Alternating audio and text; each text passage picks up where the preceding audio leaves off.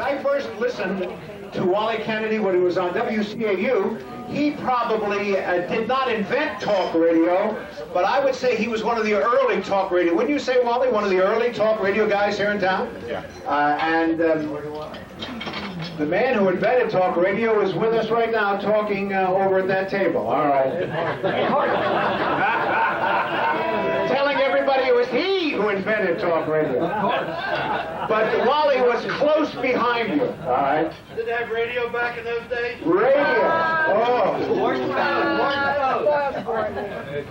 You know, they used to say the three most overrated things in the world were home cooking, home loving, and FM. But they don't say that anymore. This gentleman, as I say, moved into Channel 6, and I'll let him tell you how he got an audition and how he got the job at Channel 6. Is a very interesting story. He has been involved in a lot of different shows. He does a great Sunday show that I watch all the time. High rated and well done, talking to the different radio and print people in the Delaware Valley about current events. And probably one of the, would you say, Wally, the highest rated in your time period?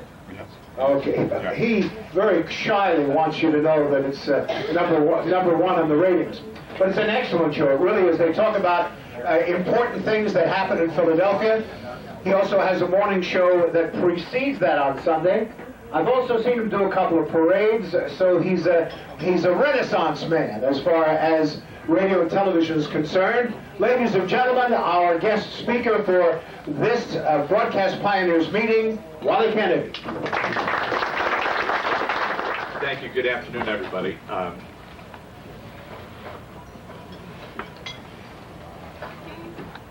didn't invent talk radio. Close. I'm only 55, Bill. And the irony is, I don't think that I'm not necessarily sure that with the kind of talk that I do in the climate and radio today that I would necessarily be welcome back. I'm not, that's not a put down of what it is, but what seems to sell these days, what seems to get ratings these days is Trash. Well, no, I'm not terribly sure that I'm the conservative ideologue that seems to draw ratings. There's the Rush Limbaughs of the world, there are the Rush Limbaugh wannabes of the world, the Sean Hannitys of the world, and, you know, God bless them, somebody's got to wave the flag, but I come from the school, always have, of if I'm a Democrat and you're a Republican, so what? If you're pro-choice and I'm pro-life, so what? If you live on this side of the street and I live on that side of the street, so what? I'm actually more curious about why you feel the way you do than the way I feel I do. What the show I do has never, when I did radio or television, has never been about me. Because, to be very honest with you, I'm not that interesting of a person. I have an interesting job. I'm just kind of a normal guy who has a really interesting job. And I think that there's a very separate distinction there. I do something that's really interesting for a living. And let me go back to the beginning. I'm from Chicago, was born and raised in Chicago, was born in 1948. My dad was a professor at Loyola University. And the first decision that I made in my young life is that I didn't want to do what he did. We lived in an area called Rogers Park, which would be comparable to Roxborough, Manioc, like that. And that's where Loyola is situated. So my dad would literally walk to work every day, and it was great. I mean, you know, I grew up in the 1950s. It was quiet. You know, you remember the 1950s. There was not a lot going on. Ike was president. There was not the turmoil that we would later go through in the 1960s. And I loved where I lived. And our neighborhood was very distinct. You were either Catholic or Jewish. That was it. You were either Catholic or Jewish. When I was about 8 or 9, some kid moved in and he was Lutheran. And it threw the mix all off because none of us knew what that meant. He had to explain it. And of course, there was no Lutheran church in Rogers Park. It was just synagogues or Catholic churches. But I loved it, and it was a wonderful place to live. And up until the middle of 5th grade, I was really hot stuff on my block, and my best friend, who's a pediatrician now, and I pretty much ruled the roost, and we thought we were really, we were the cock of the walk. Well, my parents kept having kids, so we had to move. That's where the trouble began. I love these people who say, oh, you know what? Kids adjust to moving. Wrong. I was in the middle of 5th grade. I was having the time of my life. I was the second guy in my class to be chosen as an altar boy, which is a big deal. And we moved up to, it was just about 10 miles north. We moved up to a suburb called Wilmette, which is would be comparable to Lower Merion, Gladwin, place like that. Hated it, hated it, hated it. Hated the school, hated Wilmette, wanted to go back to Rogers Park, hated it. In addition to that, here I am, I'm 10 years old, I'm Mr. Cool back at Rogers Park. Now I'm the new kid in school and everybody's making fun of me. Because, to be honest with you, when your name is Walter, and it's 1959, it's just easier to be a Bill, a Tom, a Mike, or a Jim than it is to be Walter. So, finished grade school, went to Loyola Academy, which is the Chicago version of the prep. All boys, Jesuit Catholic school. And then about 2 years into high school, a bunch of my friends and I went down to the Loop to see a movie, and we got down there about an hour and a half early. And so, just in the process of looking for something to do and to kill an hour and a half, somebody came up with a bright idea of why don't we go over to WLS. Now, WLS at the time was the radio station for young people. It was 50,000 watt, clear channel, Class A, 890 on the dial, and everybody listened to it because they played our music. So, but I had never really connected the dots. I knew I didn't want to do what my dad did. I knew I didn't want to go to work 9 to 5. I knew I didn't want to carry a briefcase. I could never quite figure it out because my friend's dad was a doctor and he had a little black bag. My dad was a doctor, but he didn't have a black bag. Because my dad was a psychologist, and of course his dad was a surgeon. But I just knew I didn't want any part of that. I wanted to do something different. I wanted to do something very different. I am told, and my mother told me this when I was a kid, long before I got into radio, I am told that the pediatrician who examined me shortly after I was born said to her, I think he's going to be a radio announcer. Really? And that's nice. It's nice that he said that. I'm frankly, it's 50 years later, and he's been dead for a long time. I'm still angry at him now. He was one of these guys where I would go up to the doctor's office with my brother, and if my brother was the one who was sick, and he'd say, well, Tom needs a shot, but so does Walter. And he was shot happy, and I didn't care for that. But he preordained my destiny. Little did I know, I went up to WLS with the rest of the guys, and it was on the 5th floor of the Stone Container Building, which is right on Michigan Avenue in Wacker Drive, right across from the Michigan Avenue Bridge. And I walked in, and they had a huge observation window, and I can still tell you who was on the air. Bernie Allen, the midday disc jockey, was on the air. And I saw this guy in the studio, and first of all, he looked like he was having a terrific time.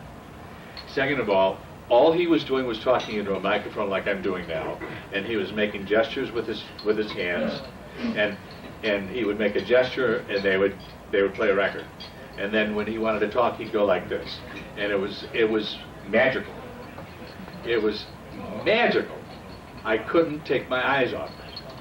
And the thing that struck me the most was, I'm standing here watching this guy that people in Indiana and Wisconsin and all over Chicago are listening to right now.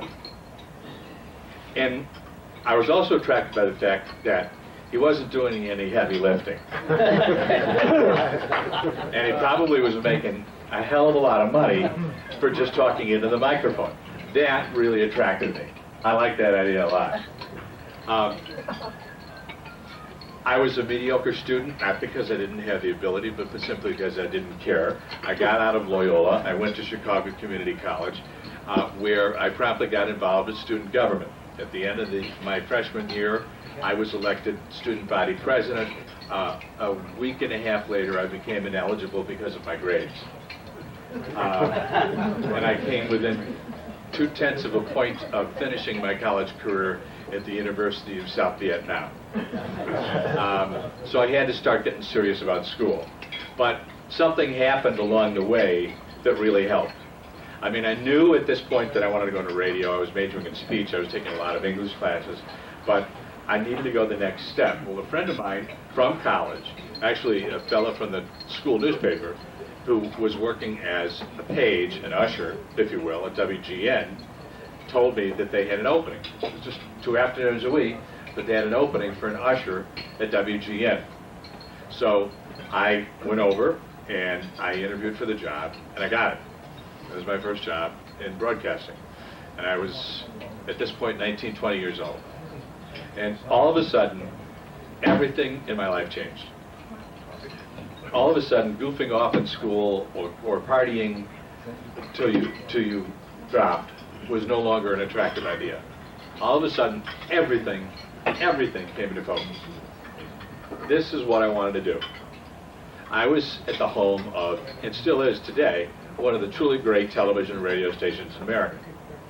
Not only that, but, and I must say to their credit, I don't know what it's like now, but when I was there, this is 1968, 1969, the biggest stars, and these are all people I grew up watching, nobody gave you the cold shoulder.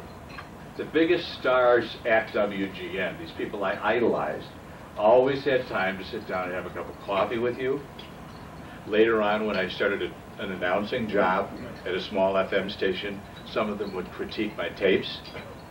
They took me very seriously, and it was a wonderful experience. And the only reason I left was because, first of all, I knew I could not stay at WGN and work my way up the ladder. Obviously, you have to go to different radio stations to do that.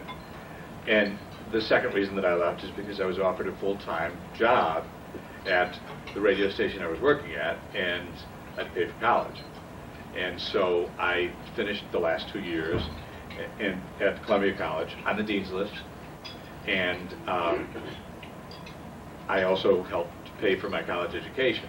I don't know what it pays now, but I can tell you that even though my dad was the head of student counseling at Loyola, college professors don't really make that much money.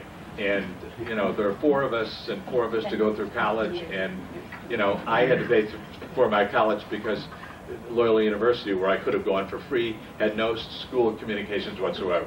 So I had to go to a different school in Chicago. What was really a bummer is I had to live at home with my parents.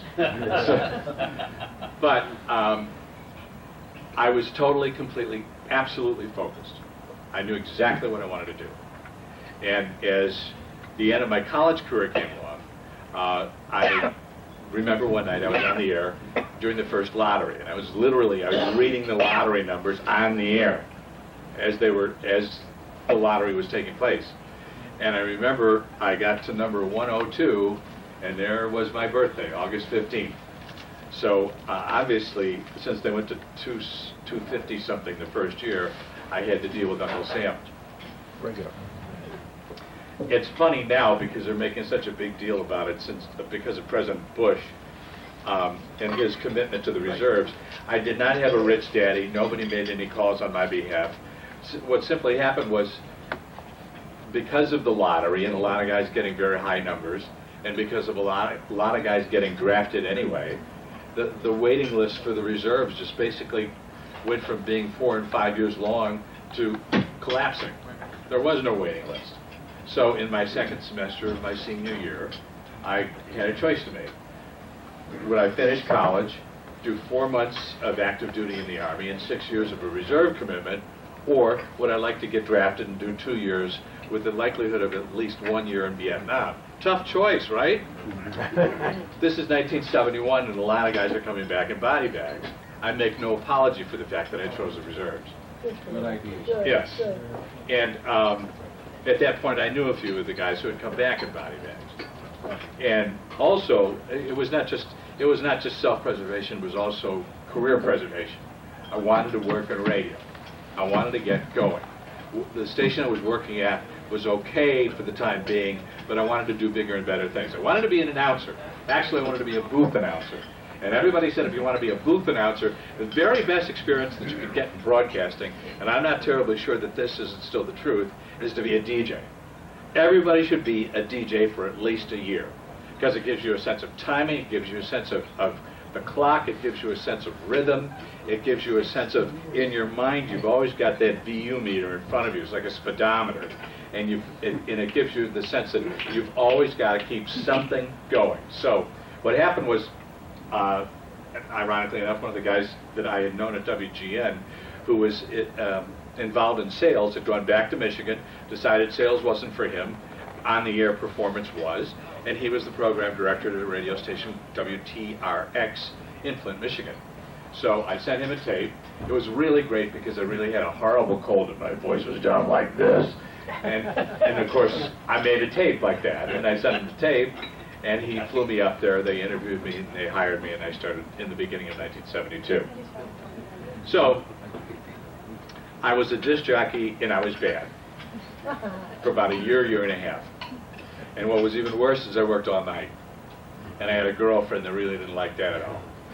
And frankly, after a while, neither did I. It's a daytime world, and especially this is pre-answering machines, and this is, this is before you could just, bury yourself in a corner and get a good night's sleep. And I would do anything to get off an all-night shift.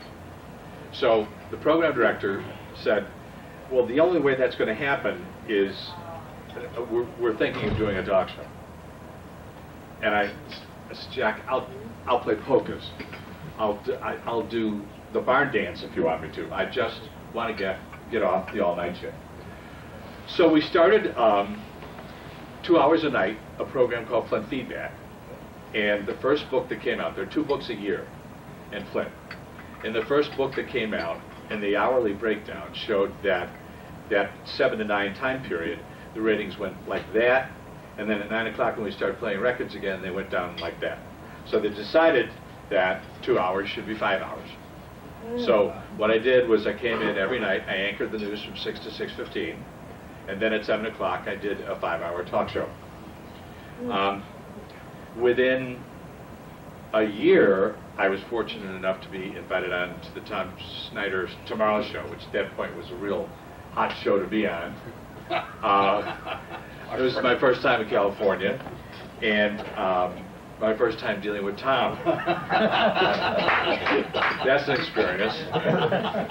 After we did the show, we sat around on the Tonight Show set because it was done in the same studio. And they said, do you want a drink? And I said, sure, I'd like a gin and tonic. And all they had was a bottle of scotch. And Tom says, what do you think this is? The effing, Ritz? That's Tom. But it was quite an experience. And by the time the show aired the next night, I was so jet-lagged and so tired, I almost slept through it, except were it not for the fact that my mother in Chicago kept calling me again and again and again and again, and I finally got up and I watched it. And what amazed me and kind of surprised me about myself is I was not nervous at all. It was a TV show, and I was part of that TV show. Shortly after that, the girlfriend who had insisted that I get off the all-night shift, well, there's good news and bad news. The good news was I got off the all-night shift. The bad news was she was history. But I did a lot of public speaking, and the radio station had a policy where any time you were invited to go speak publicly, they would pay the overtime. So obviously it was the way to make some extra money.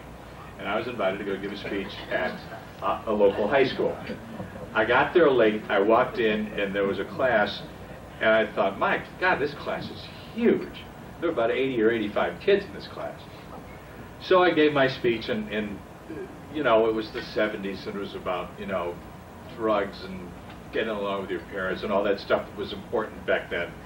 And then I kept noticing this one young woman, and at the time I was about 24 or 25, and I kept thinking to myself, Kennedy, you better back off, that's jailbait. Because, you know, these are high school girls. They're 17, they're 18 years old, you better, you know, back off. Well, at the conclusion of the speech, as the kids were filing out, this same young woman who had raised her hand several times and asked what I thought were really intelligent questions, came up and identified herself as the teacher of the other class, to which I said, what other class? And she said, oh, we got here before you came in. So I caught her last name, and I got back to work, and I told my secretary, I've got to think of some phony excuse to call this woman and ask her out to lunch.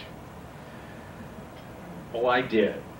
And that was 30 years ago this month, and we've been married 29 years.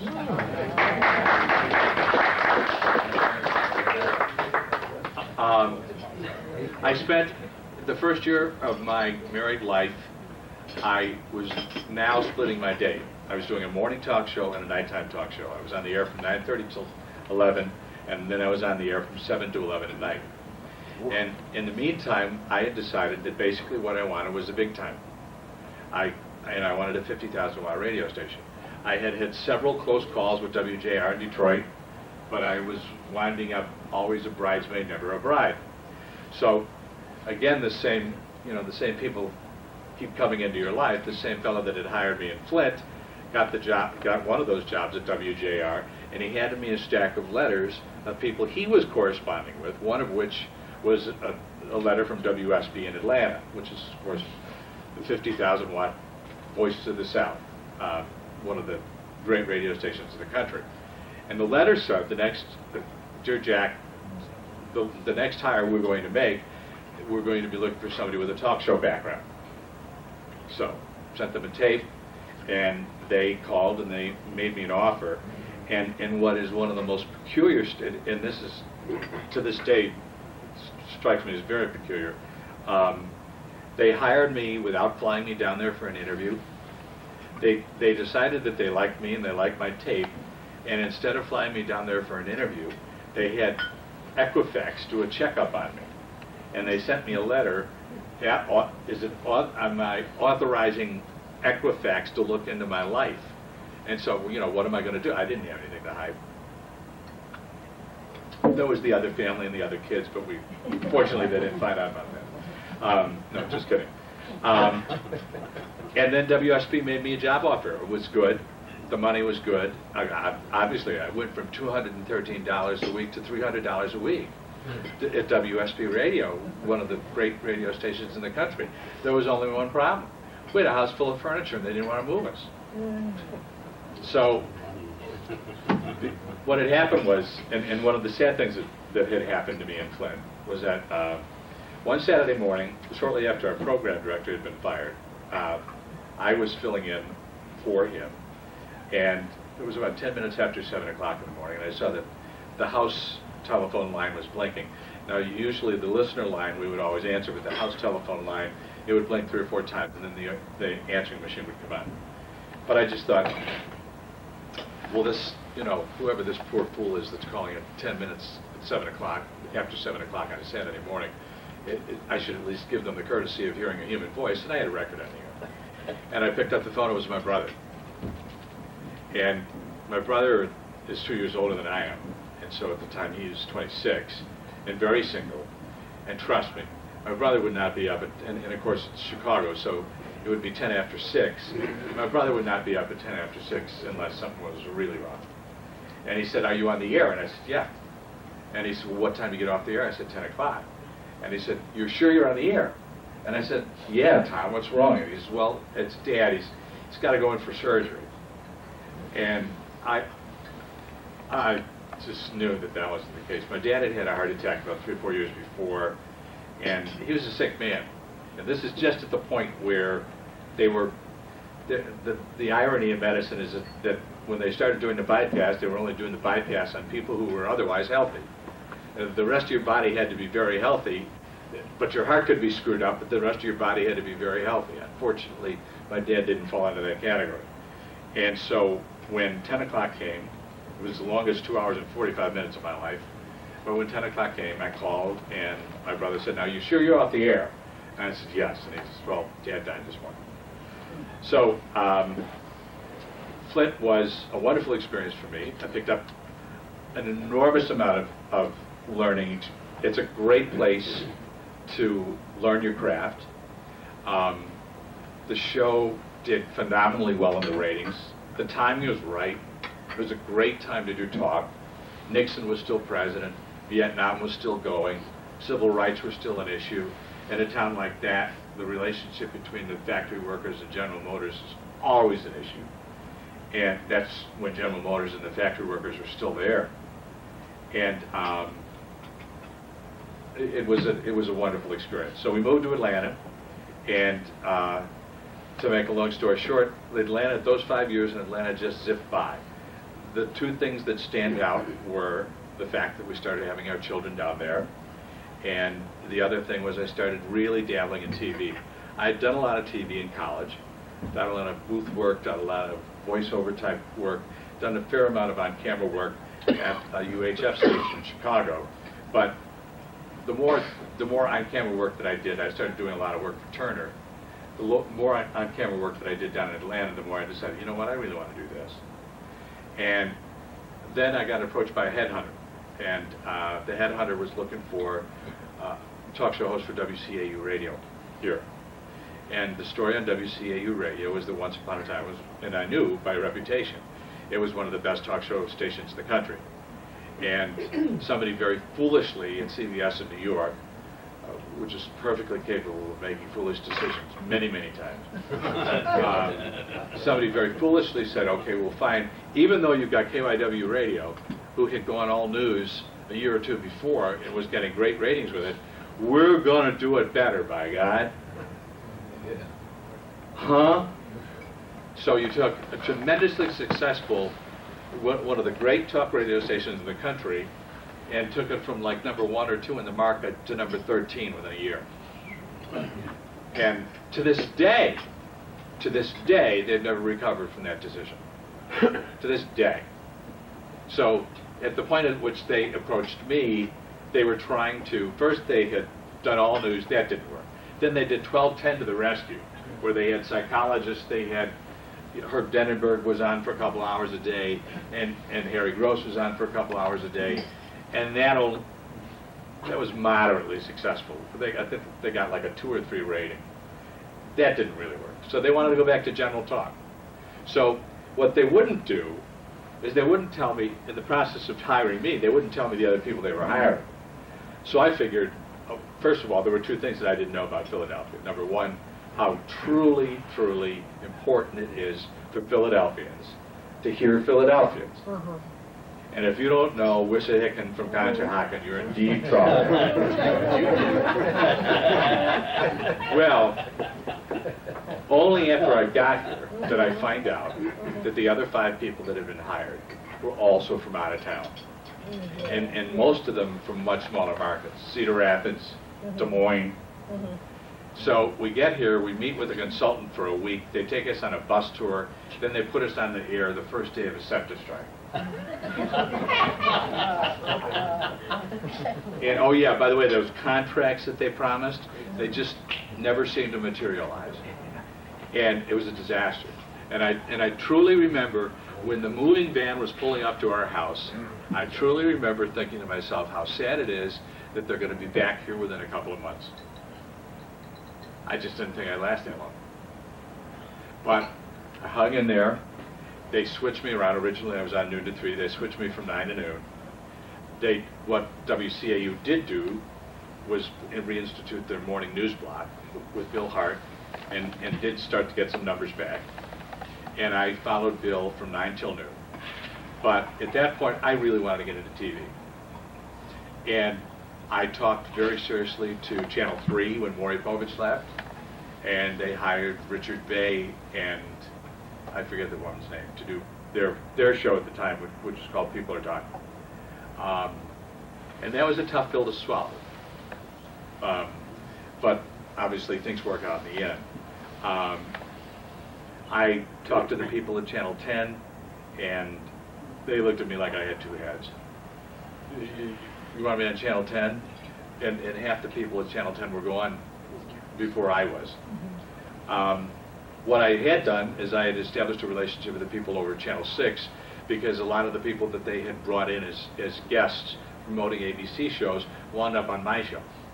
One of the other people that I had established a relationship with was Jim O'Brien. I had him on my radio program 2 or 3 times, and I found him fascinating in the sense that what you saw on the air was not really what was there. It was like the tip of the iceberg. I mean, what you saw on the air was this happy. First thing that they told me when I got here, you got to see this O'Brien, because down in Atlanta, first of all, everybody was a meteorologist. Second of all, everybody's boring. So it's just like Johnny Beckman with the weather on WSB. Yeah, it's going to rain tonight.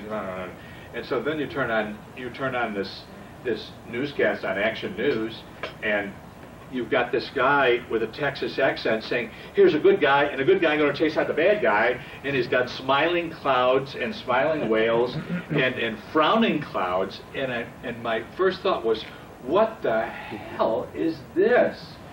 But it was intoxicating. I mean, he was just magnetic, and there was something about him that was just magnetic. So I wanted to have him on my radio program, and it took a while to win Art Moore over to let him have the confidence in me to have him on the show. And when I had him on the show, and it was a big deal for Jim to come over to that building, because obviously he was not real happy to be in the CAU building. So for a variety of reasons which I think are well known. So we returned the favor by closing the curtains in the studio.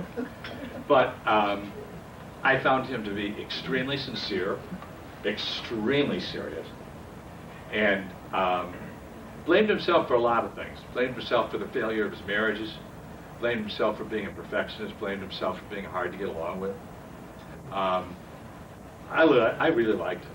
I really liked him. Took me to lunch a couple times, gave me some really good advice about how to break into television. Little did I know that actually it was the ripple effect of his death that opened the door for me. When he died, Dave Roberts, who had been doing AM Philadelphia, went to do the weather, and even though Harry Martin, who was a newsman at the time, was the fill-in on AM Philadelphia, it wasn't a good fit. And Harry wanted to go back to news, and they wanted him to go back to news. And I wanted to go to television, so the door was open, and after several clandestine auditions where I did my auditions out of town because I wanted to keep it out of the paper. My last audition was in Hartford, Connecticut. I got the job, got offered the job. I thought it was going to be a real easy transition. It wasn't. It was one of the hardest things I ever did in my life. God bless Liz Mann, is all I can say. We were a good team because I had a lot of experience in interviewing and a lot of experience in dealing with celebrities and all that. She had a lot of experience on television, but very little experience in interviewing. So she, and if you know her and you know the kind of person that she is, there's just not a mean bone in her body. She's just one of the most wonderful people, and we still, to this day, we haven't worked together for 10 years, we still talk about once a month. She's just a wonderful person. And so I grew as a performer, as a broadcaster, and I think more importantly, what I'm really happy about is AM Philadelphia grew. Toward the late 80s, a lot of these AM shows were biting the dust because they were doing the same thing. They were doing, whatever author was in town pushing a book, whatever soap star was available, and we had management that was not content to do that. They wanted to push the envelope. I think a lot of you know who Charlie Bradley was, and much has been said about Charlie Bradley. But I will. Pro and con. But I'll say this: he was constantly pushing, and the direction he pushed us in was more and more into news, and we were really on top of it. We were really on top of it. It's a matter of record what happened in Philadelphia. I don't have to go into great detail. Before we closed up shop, I think we did a lot of really good television. Along the way, Liz felt she could no longer balance all the things that she wanted to do with her life and her responsibilities at Channel 6, so she left, and it fell on my shoulders. And we took that show in a direction that no other morning show in the country had gone. And at the time, I'm pleased to say, at the time that the program was canceled in October of 1997 by direct order of Michael Eisner. And it was to make room for The View. These are corporate decisions. The Disney Corporation is a worldwide corporation, and you know, everything that needs to be said was said in the newspaper, and so I don't need to go over old ground. But I am happy to say, and I'm very proud to say, that in the May book, the previous May book, prior to the cancellation of AM Philadelphia, that we had a 7 rating and a 27 share. So we went out with our heads held high. Shortly after that, because Dave Davis was the general manager who felt awful about it, we instituted a program called Philly After Midnight. Philly After Midnight was kind of quirky. We never really quite figured out what it was. It was a little bit like the old Tomorrow Show with Tom Snyder. Sometimes it was newsy, sometimes it was entertainment, sometimes we went a little bit over the line with the sexy stuff, but my God, we had a president that was having an affair with an intern, and all of a sudden, what you could and what you couldn't talk about on TV, the rules were changing every day, because he was changing them. You know, they would ask him, well, Mr. President, what's sex? Well, it depends on how you define it. So obviously, if he can't, the President of the United States, who's like the most powerful guy in the world, can't define what sex is, we had a difficult time, and we obviously spent a lot of time talking about that. And Philly After Midnight was what it was. It was a successful television program. It was #1 in its time period, and it was on the air for 4 years. We had a staff of 5 people. We did a lot of fun things, and again, at the behest of corporate decision-making, the program was canceled 2.5 years ago, and again, the program was #1 in its time slot when it was canceled. I'm happy to say that in the interim, Good Morning America had gone out of the weekend business. They had done a Good Morning America Saturday and Sunday version, and it had failed. So they tossed that hour back to the local stations. And Dave Davis wanted to do something local that would be a talk show, but that it would be a news-oriented talk show. Thus, Sunday Live was born. And ironically enough, of all the programs that I've done at Channel 6, Sunday Live is the only one that's not #1. It's #2. The Sunday Today Show is #1. But I would also say that Sunday Live is probably the thing I'm proudest of. It's the thing that I've worked the hardest at. It has become, I'm proud to say, kind of the news program of record. Whatever the big story is of the week, the chances are very, very, very good that it's going to be talked about that Sunday morning. It's very difficult to get good guests to come on at 8 o'clock in the morning, but now there's kind of a snowball effect, and just several weeks ago we had Senator Fumo on talking about his difficulties with the World, with the Inquirer, take your pick. We had a month and a half or 2 months ago, when everybody in town was after her, we had the only lengthy interview with Ellen Green Seisler, who had issued the report that was very critical of the Philadelphia Police Department, which in essence said, if you're a Philadelphia policeman and you're going to be disciplined, the chances are about 50-50 that you're not going to be disciplined. And we were the ones that got her on. And what she said made news. And that's good, because we worked very hard to make it happen. I started out by saying that as a person, I'm not that interesting. I have a real interesting job. I can look back now, because I'm 55, and people say, well, you're closer to the end than you are to the beginning. And that's true. But I can tell you this. There are very, very few people at this point that I haven't interviewed that I want to. I have met some of the biggest stars in Hollywood. I have been part of some of the best, I think, discussion television in the last 10 years, 10, 15 years in Philadelphia. It's been a real pleasure to be part of the most successful television effort in the last 25 years, and maybe even going on 30, at Channel 6, to be part of WPVI is something very special. And I point with great pride to, and as was mentioned by Bill, when Mark Howard left and Inside Story needed a host, Dave Davis asked me to host, and I'm very happy that the numbers that Inside Story gets meet or exceed the level that Mark got. But I can tell you one thing, it never, ever, ever got boring. If it ends tomorrow, it never got boring.